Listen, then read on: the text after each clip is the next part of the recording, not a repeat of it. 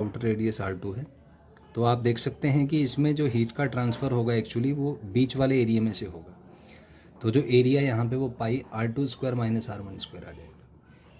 कई बार ऐसा दिया होता है क्वेश्चन कि हीट का जो फ्लो है वो रेडियली डायरेक्शन में है, तो इसको इंटीग्रेट करके जो थर्मल रेजिस्टेंस है वो आ जाता है 1/2 पाई एल के log R2/R1 बेसी।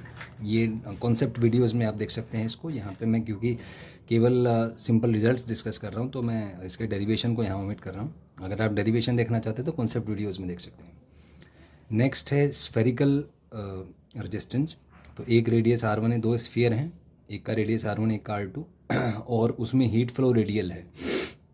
तो इसका जो थर्मल रेजिस्टेंस आता है वो आता है R2 माइनस R1/4 पाई के R1 R2। ये भी इंटीग्रेट करके आएगा, यहाँ से आप देख सकते हैं।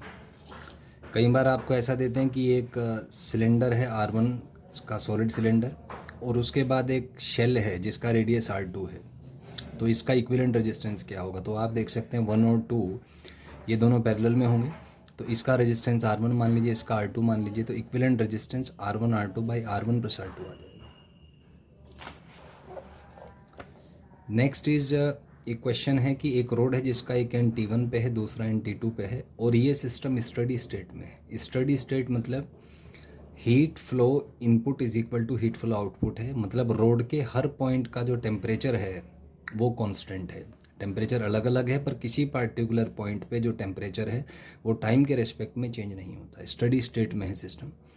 तो in steady state H1 is equal to H2, heat input is equal to heat output. तो हम एक क्रॉस सेक्शन लेते हैं जिसका टेम्परेचर T है।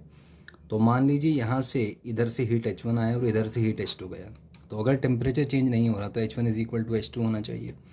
तो इस क्रॉस सेक्शन पे हम फोरियर रूल लगा देते हैं, तो हीट 1 हो जाएगा K1 T1 माइनस T/x यहाँ से, और इसके लिए हो जाएगा K8 T minus T2/L minus x।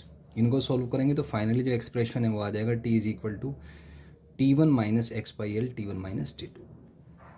अगर हम टेम्परेचर का x के साथ ग्राफ बनाएं तो ये इसका स्लोप नेगेटिव होगा, इंटरसेप्ट पॉजिटिव, तो ऐसा एक ग्राफ आ जाएगा जहाँ पे टेन थीटा आप निकाल सकते हैं T1 माइनस T2/L से। ये है एक इसमें और शॉर्टकट डिस्कस करूँगा। मान लीजिए आपको दो स्लैब्स दिए हुए हैं, एक के